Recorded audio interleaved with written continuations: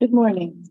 Welcome to the Hamilton Buddhist Temple for our Nirvana Day and Shotsuki Memorial Service for the month of February. I am Frances Campbell, your Master of Ceremonies for this morning's service. We have Jeff Wilson Sensei from the Toronto Buddhist Church presiding over our service today. Please join me in silent meditation.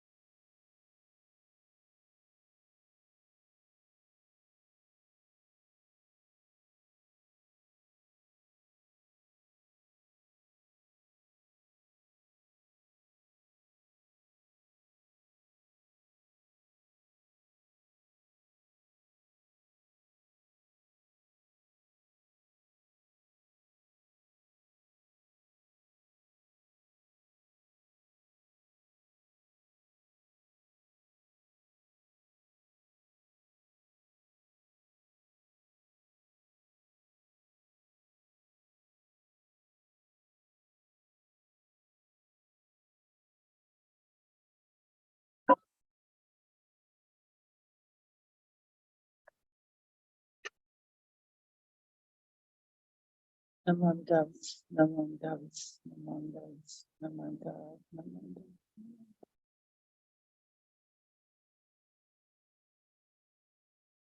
Please rise and join me in reading the three treasures on page 10 in your Seitan.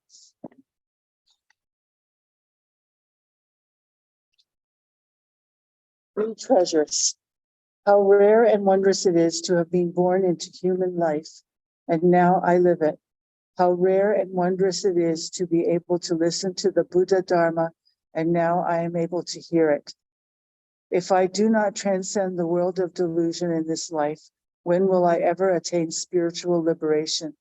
May I, along with the entire Sangha, with sincere heart and mind, rely on that which can be truly relied on in life, the three treasures. I rely on the Buddha. May I, along with all sentient beings, awaken to the great path with my entire being and discover the highest aspiration, which is to become a Buddha. I rely on the Dharma. May I, along with all sentient beings, reflect on the meaning of the sutra and gain wisdom that is deep and vast as the ocean. I rely on the Sangha.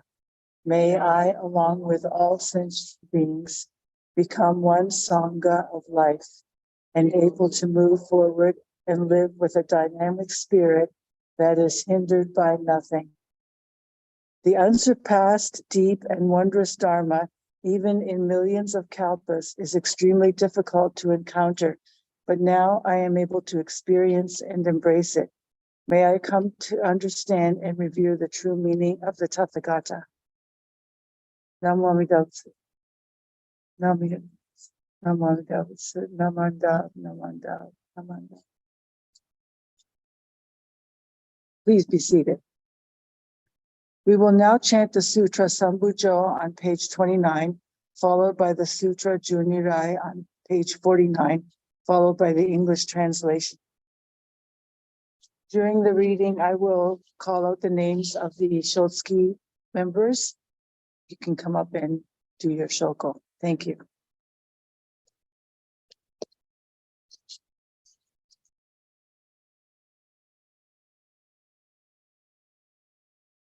I will now read the Shotsuki names for the month of February. Takeda Yumiko, 2023. Horibe Raymond, 2011. Noma Toshiatsu, 2011. Suenega Sam, 2008. Tanizawa Lionel, 2003. Kamada Tomizo, 1992. Kamada Hisae, 1982. Nishizeki Kiyoshi, 1987. Seki Eimatsu, 1984. Seki Magohachi, 1962. Yamashita Teru, 1982. Yamamoto Shizu, 1980. Katsuno Asa, 1962. Takeshita Tokujiro, 1955. Will the remainder of the congregation please come up?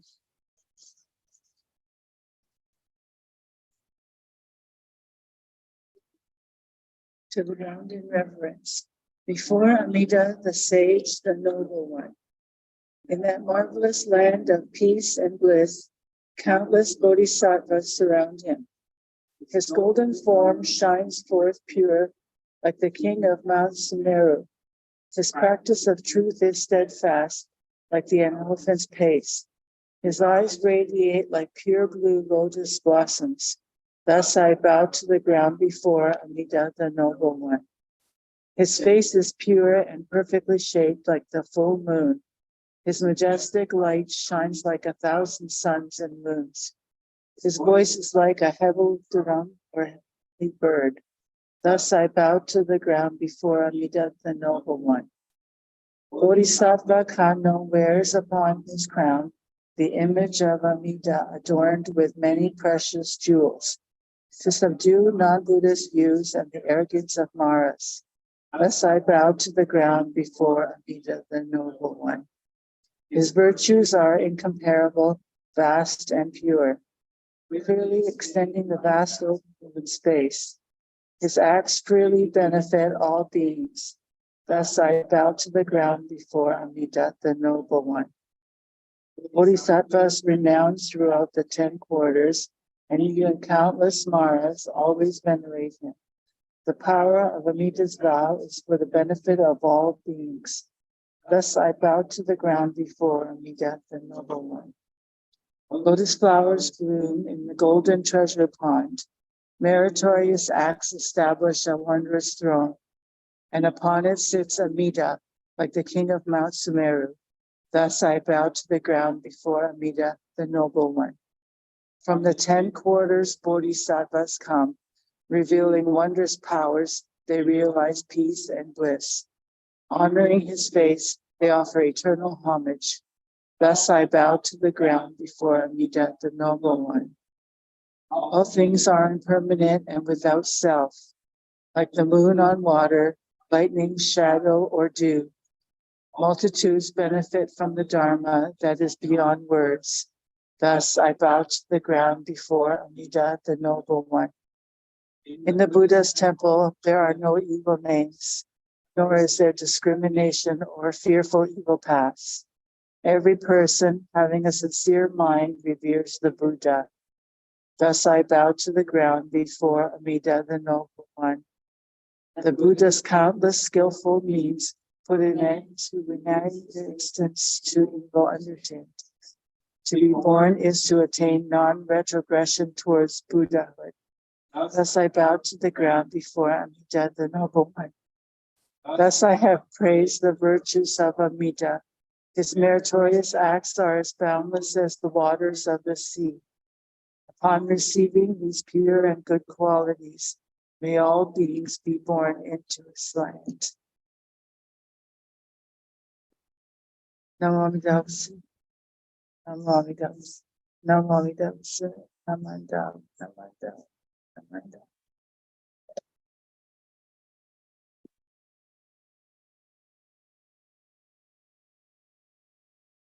I would now like to introduce Jeff Wilson Sensei for his Dharma message.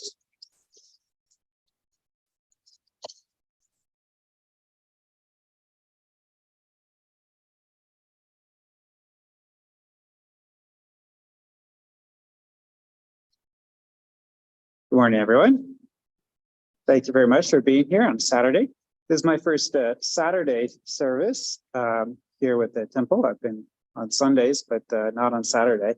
I found that as I was driving down the highway, I was automatically thinking of it as Sunday, and I was already thinking like, okay, gotta, get the kids ready and for going back to school and everything. And then suddenly I remembered, no, wait, it's Saturday. I was like, yes. got an extra day back in my schedule. That was really terrific to sort of realize. And it was nice and sunny this morning driving in. Honestly, it was kind of, in my eyes because I'm coming, east from Waterloo, but I didn't mind because it's really nice to have some bright sunshine, some blue skies, kind of unseasonably warm, but I didn't really complain about that when I got out of the car in the parking lot and was able to just walk right in without a coat or anything. So, I appreciated everything. Probably, honestly, not a sign of good things in the climate, but at least today I was, appreciating it for what it was. I want to tell a story today. I do a lot of research all the time, and this involves, reading lots of Buddhist old journals and newsletters from temples and all this sort of thing, trying to learn more about the history of Buddhism in North America and Hawaii, as well as in Japan.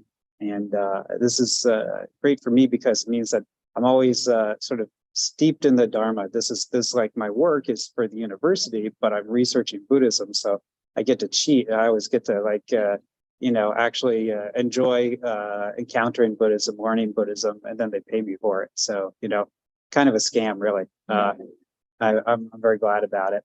And as I was sort of going through materials, I'm always thinking, well, are there stories or things here that I might like to share with others? And so one particular story which I came across again, and I thought I might share, one which I haven't, I can't recall ever actually sharing previously in Dharma Talk, that concerns Renyo Shonin, who is, of course, a very, very important figure in the history of Jodo Shinshu, often talked about sort of the second founder of Jodo Shinshu, or the revitalizer of Jodo Shinshu, several generations after Shinran had founded the tradition.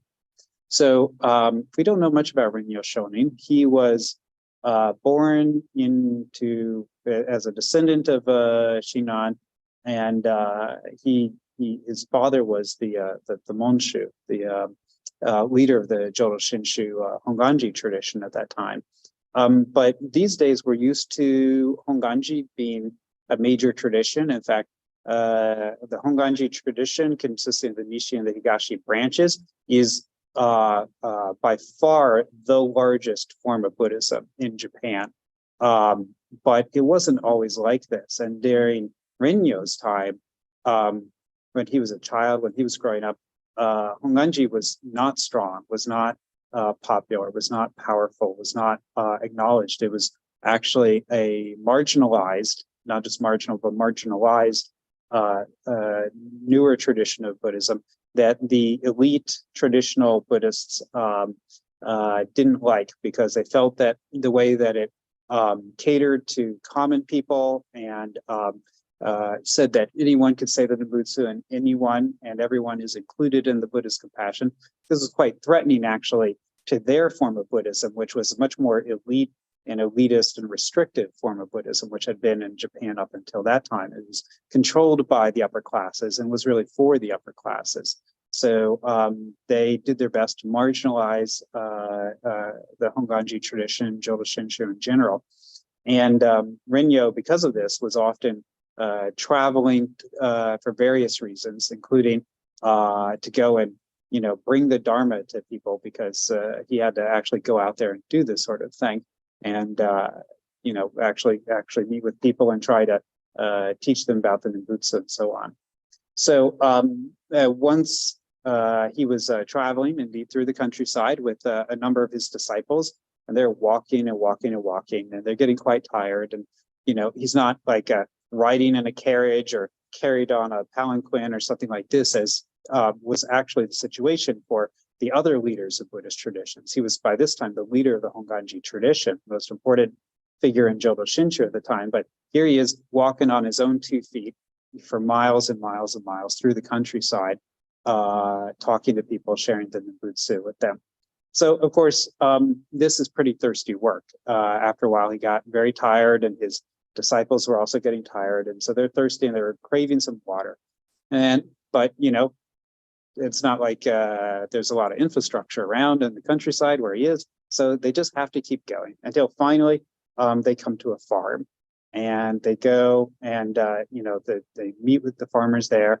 And Renyo mentions how thirsty he is. And it's kind of visibly, he's really tuckered out at this point. So one of the farmers goes and fetches him some water. And she comes and she pours it into a cup and hands it over to him. So all this is quite normal, of course. People are hospitable. But Renyo, he received the cup from her. And what he did was he didn't drink it, actually. He puts it down on the table. And then he puts his hands together in gassho. And he bows reverently to this glass of water, cup of water, I guess.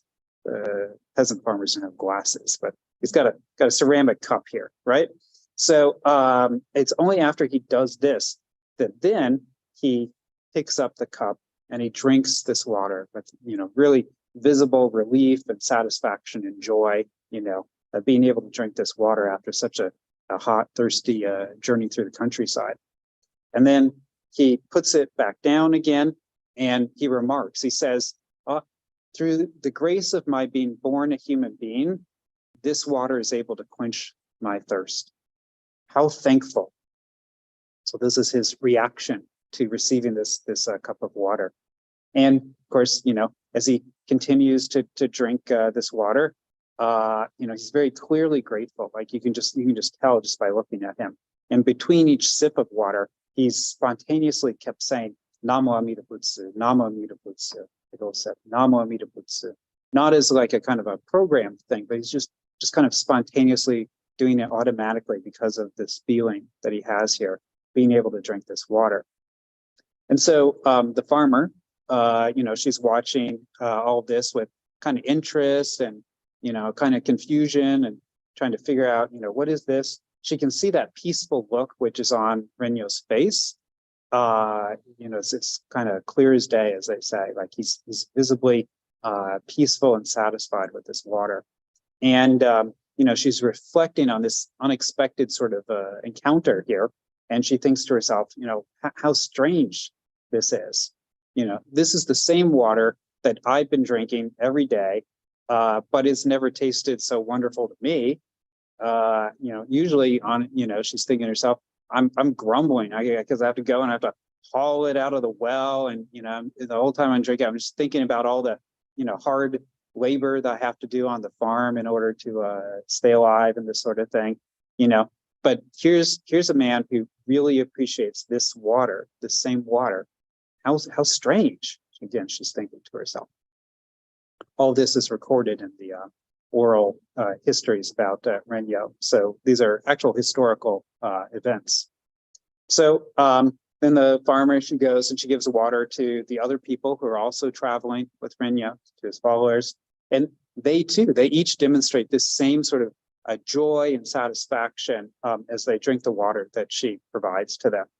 And then, after they all have a little bit of rest there in the shade, then they thank her sincerely and they get up and they just go on their way. But that's not the end of the story for the farmer, right? They go off and they continue to do their sort of, Nimbutsu propagation activities, but she's still thinking about what's going on in this situation, right? So long after they left, days later, she keeps thinking about this encounter over and over again. And, as she turns it over in her mind, finally she comes to this realization that there wasn't anything different about the water that she served them. It wasn't like somehow, that particular bucket I got that day, that was the primo bucket, the best bucket of water that I ever happened to draw out. It's like, no, actually, it's the same water that she's been drinking for years and years and years, and that now she's been drinking since they left and so on. It's the same water. It's not something different about the water. What was different about them was their attitude towards the water compared to the attitude that she typically has towards the water. So day after day, as she hauls the water out of the well and she drinks it, she starts to look at it as not just water, but she starts to think about this as nature's gift that's been bestowed upon her, as she thinks about how it was that Renyo and his followers received it. So she starts to also gain this same sort of attitude. And with this sort of recognition, then her heart begins to blossom in thankfulness, thankfulness towards the water, thankfulness towards other things she begins to become aware of that are supporting her life, right? So she finds herself saying the Nimbutsu after she takes a drink of water, after doing all that hard farm work all day long. She takes a drink of water and she finds the Nimbutsu coming out without having expected that. And so this makes her reflect on her life even more and more. And she realizes that she could be living in a more positive and more meaningful way. And looking back on how she had been living prior to this encounter, she thinks to herself, what a waste, how shameful. She's kind of chagrined that, the sort of tunnel vision that she had previous to this encounter. So that momentary encounter with the Dharma through meeting Rinyo and his followers, this ended up changing basically everything for her. She resolved eventually to devote her life to practicing the Dharma. And therefore, she actually left the farm after a while, and she entered the monastery and became a Buddhist nun with the monastic name of Ryomyo. And her shinjin was actually so deep that she became quite famous during her lifetime as an example of what a true practitioner looked like. And in fact, the story actually ended up coming full circle. And it's not just a story, these are actual historical events. Rinyo met her again later in her life, and he was deeply impressed about how the Nimbutsu had transformed her life. And he told his followers, this is recorded, he said, the head of the Hyuga company in Sakai was a millionaire when he died, but it's unlikely that he's a Buddha now. The nun, Ryomyo of Yamato, she can hardly afford a change of clothes, but she will certainly become a Buddha. So he was deeply impressed by his second encounter with her. He remembered this and he told his followers about her and was sort of recommending, don't be like the rich guy who is just counting his money, but doesn't pay any attention to what matters in life. Be like the nun Ryomyo. She's found the true way. She should be your role model. So there's a lot of things I think that we can learn from this little story here. First of all, like I said, Rinyo, he was a wanderer. And the truth is he was actually often forced from place to place. It was not actually necessarily always moving about willingly, but he was actually driven from place to place by poverty at times, and also by literal attacks from the elite schools of Buddhism that were threatened by the egalitarian message of the Pure Land Way. So they actually came and they burned down the Honganji and chased him out into the countryside and this sort of thing. So some of his wandering was due to the resistance from the status quo to the ideas that Rinyo was trying to encourage. But being driven out actually, in some ways, had a beneficial sort of situation, we might say, because this meant that Rinyo came into contact with the ordinary people of pre-modern Japan. And he lived his Buddhist life among them, not holed up in a monastery or surrounded by comfort in a rich temple or something like that. So that had a real effect on how he taught the Dharma and who he taught the Dharma to and for him. So a second lesson that I take from this story is about how Rinyo interacted freely with the common people, and he appreciated them and he appreciated their kindness. He didn't demand a drink, even though he was the leader of a major Buddhist organization. He asked kindly. He didn't make any further demands or infringe upon the farmers there, and he expressed his gratitude right away and repeatedly. Third, we can note that Rinyo experienced everything that he received as a gift from the Buddha. Precisely because he had grown up in poverty, he didn't take even a cup of water for granted, right? And because he had such a deep attitude of gratitude, he continuously experienced his life as a series of gifts provided by the Buddha. And this brought him great joy and satisfaction, even when just drinking a cup of water from a well. Another lesson that I take from this story is about how Rinyo's Shinjin was so clear that other people around him could easily perceive it and be touched by it. His actions and his speech, they expressed the joy of the Dharma, even when he wasn't like giving a sermon or writing about capital B Buddhism, right? His Buddhism was as much about living with thankfulness in his everyday actions, such as taking a rest and drinking some water and sitting with friends, as in the story, as much about any of that as about any like actual formal practice in some way. Another lesson I take from this is about the farmer, because she's actually the point of the story here. She was an ordinary, uneducated person, like literally illiterate, as peasant farmers would have been during this time period. But she was able to reflect on what she saw, and she was able to use that to discover the truth for herself. Jodo Shinshu is meant to be a path for everyone, no matter how little supposed aptitude someone might allegedly have for Buddhism. Just as she was, she could see how the Dharma worked in other people's lives, and from that she could ponder her own life and come to useful, real realizations on her own. Sixth lesson that I take from this story is that when she realized the wonder of being alive and being supported by all the natural forces around her, even that water that she could drink whenever she wanted to drink it, right? So she then turned away from self-centered grumbling about her life, and she was transformed in ways that made her life one of happiness and meaning. And in fact, she was able even to herself spread that happiness and meaning to others who looked to her as an example and were themselves able to be touched by the Dharma.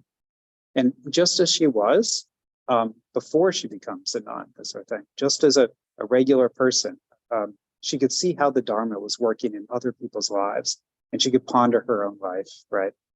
And so eventually she could become so moved that she did become a nun and then show the way to many, many other people during that time.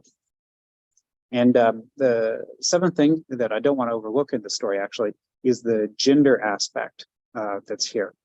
Ryomyo, she became an honored teacher, and Rinyo himself said that she was going to become a Buddha. This is basically the deepest compliment that he could possibly give to someone. It's not something he went around just saying about everybody. Rinyo in the Jodo Shinshu teaching, these were opposed to the common sexism of pre-modern Japan, which mainstream Buddhism of the time taught that a woman could not become a Buddha. The technical teaching was that, well, you can't become a Buddha from having been a woman. You need to be reborn as a man, and then that man can be reborn as a Buddha. So this is a true thing that actually all forms of Buddhism were teaching at this time. But Jodo Shinshu was just no to that, which is another reason why it was initially marginalized, but also eventually won over the majority of people as they came to understand it better. If we look at Rinyo didn't even argue with that mainstream idea. He didn't even laugh at it. It was actually so completely absurd to him that he just simply stated his understanding that women too could become Buddhists, because he knew that it was true. He didn't have to argue with someone. He knew it with every fiber of his being. This was the teaching as he had received it. This was the way in which he lived Buddhism. So it was just too absurd to even engage with this other idea. He just naturally said, yeah, she's going to become a Buddha. That's just how it is for him. And this is important because Amida Buddha embraces everyone and supports their awakening. This is the teaching, the core teaching. And that's true whether someone is male, whether someone's female, whether someone's non-binary, whether someone is trans, or whatever form they may take. Amida Buddha embraces everyone equally. And when I reflect on this story, you know, I have to say, I notice all the ways that I take water and many other things for granted. Water is really just the tip of the iceberg of the things that I'm taking for granted in my life. In fact, even though I can come up here and tell this beautiful story, I myself grumble about water all the time. Frankly, at home, recently, the sinks haven't been working well, and we tried to fix it, and we didn't do a good job. We had to get a plumber in. Also, the toilets haven't been working great, especially upstairs, and trying to work on that. And that's, you know, after the, no exaggeration, 5th repeat trip back to Home Depot, you're not feeling very grateful about this sort of situation, right? But the truth of the matter is, like, even when these things aren't running exactly the way I want, like, I've tremendously benefited. Like, unlike Renyo, unlike Ryomyo, unlike almost everybody who's ever lived till really recently in our human history, I got running water in my own house, and not just like one spigot. I can't even count how many sinks I've got. I got one in the kitchen, I got one in the upstairs washroom, I got one in the downstairs washroom, I got one in the laundry room. I don't use that one, but I could use it whenever I want. I got 2 showers. There's a bathtub in one of these places, a couple toilets. There's so much water. And I'm just like, yeah, water's just a thing. I don't even think about. For like Renyo, this would have been like magic. Like the very idea, right? For Ryomyo, you know, living on her farm, she wants to drink the water. She's got to go and haul that water out herself. But I'm just like, I don't even think about it. I use it dozens of times a day, right? Washing dishes, cooking, everything. I don't really take, you know, my appreciation is not strong for this sort of thing. And this is regretful, but it is sort of who I am, right? We receive not just water, but so many benefits, and we don't really think about them. We don't really focus on them, right? I should be someone who appreciates them and says them in Butsu, but when's the last time I took a drink of water and then was like, oh yeah, Namo Amida Butsu. Like, it's not that common, right? I often forget.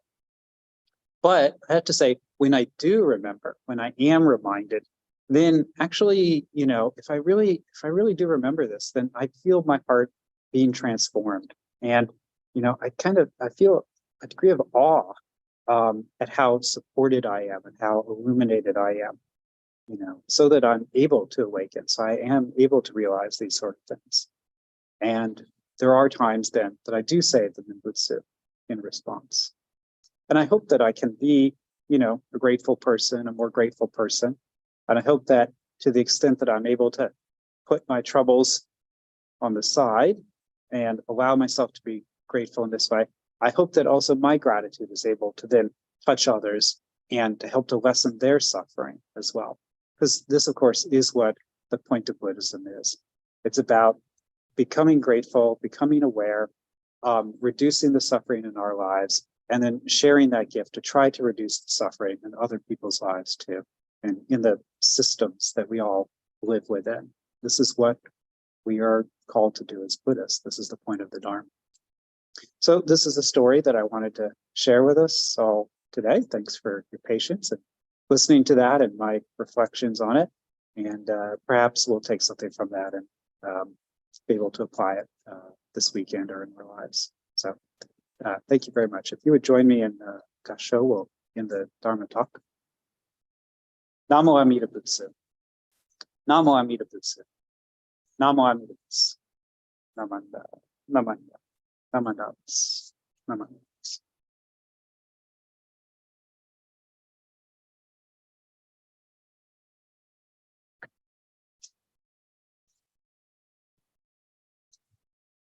Thank you, Sensei, for your Dharma talk today and for reminding us how we should be grateful every day for everything. Please rise to recite the Golden Chain on page 8. The golden chain. I am a link in Amida's golden chain of love that stretches around the world. I will keep my link bright and strong. May I be kind and gentle to every living thing and protect all who are weaker than myself. May I think pure and beautiful thoughts, say pure and beautiful words, and do pure and beautiful deeds. May every link in Amida's golden chain of love be bright and strong, and may we all attain perfect peace. Namo Amida Butsu. Namo Amida Butsu. Namo Amida Butsu.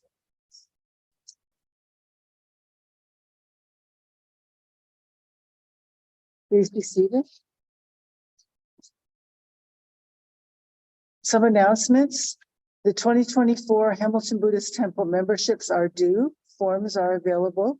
$100 for anyone over the age of 80, or anyone over the age of 80 is not required to pay. $15 for Dana membership is also due. Anyone over the age of 80 is not required to pay. This is optional.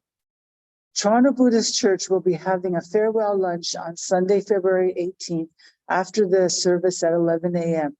If you would like to attend, please let Marlene know. It is a potluck. April will be sending everyone a report of their 2023 donations. If you are missing a donation receipt, please let her know so she can issue a replacement. Thank you to Jeff Wilson Sensei for today's service and Dharma talk. Thank you to all the members who helped set up the temple room and make or prepare today's refreshments. Thank you to everyone who helped clear the temple room after service. Thank you to Ray Nakano for his technical support of our virtual service. Thank you to all of you for attending today, our Nirvana Day service and February Shotsuki Memorial. Our next service will be our Spring Higan and Shotsuki service on Saturday, March 9th at 11 a.m. in the Holland Room next door. This brings the formal portion of today's service to a close. Please stay for some refreshments. Namo Amida Butsu. Namo Amida Butsu. Namo Amida Butsu.